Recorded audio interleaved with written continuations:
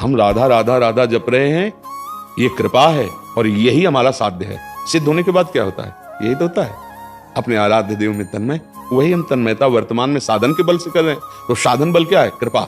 हमें नाम मिला, हमें मार्ग मिला, हमें भगवत चर्चा श्रवण करने को मिली, हमें पता चला हम कौन है, हमारा क्या उद्देश्य है, हम यहाँ किस लिए आए हैं। सत्संग में इन्हीं का तो समाधान होता है।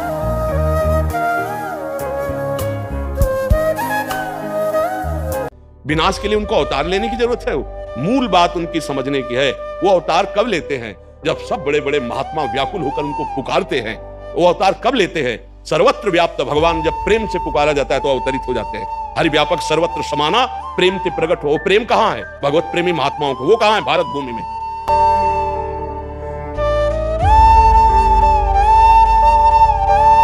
जो चीज हम बार बार अभ्यास करते हैं उसका स्वभाव बन जाता है। बार बार राम राम राम, राधा राधा राधा, कृष्ण कृष्ण कृष्ण, तो रस्सी आवत जात ही सिल पर होत निशान। ऐसे हमारे अंतःकरण में भगवान नाम का प्रभाव अंकित हो जाता है। तो अनजाने में भी नाम निकलने लगता है।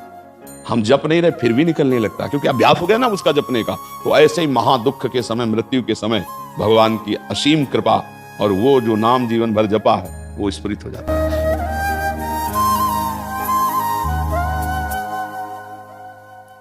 महात्मा की कृपा, भगवत कृपा, ये अंतिम सुधार कर देती है, अंतिम सुधार कर देती है। तो हमें लगता है यदि हम सत्संग सुने, नाम जप करें, भगवान से प्रार्थना करें, तो जरूर वो कृपा करेंगे। और अंतिम समय हम उनका ध्यान करते हुए, उनका नाम लेते हुए शरीर छोड़ें तो निश्चित भगवत प्राप्ति हो जाएगी।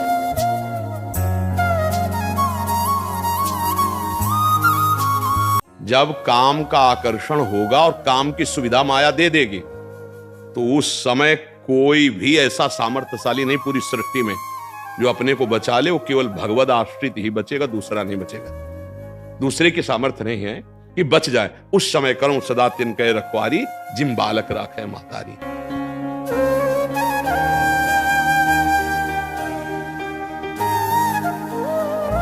आश्रित हो जाओगे तो भगवान के जितने भगवत भाव के सद्गुण हैं वो सब आप में आने लगेंगे। ये अंदर की शरणागति की बात है। प्रारंभ में साधक को चाहिए गुरुजनों का आश्रय लेके उनके बताए हुए साधन पर रति करें। तो आश्रय किसका? गुरु का आश्रय हुआ ना। तो गुरु और भगवान दो हैं क्या? गुरु गोविंद ने भेद कराया। तो आश्रय से ही तो भजन शुरू होता है और भजन से आश्रय परिपक्व हो जाता है।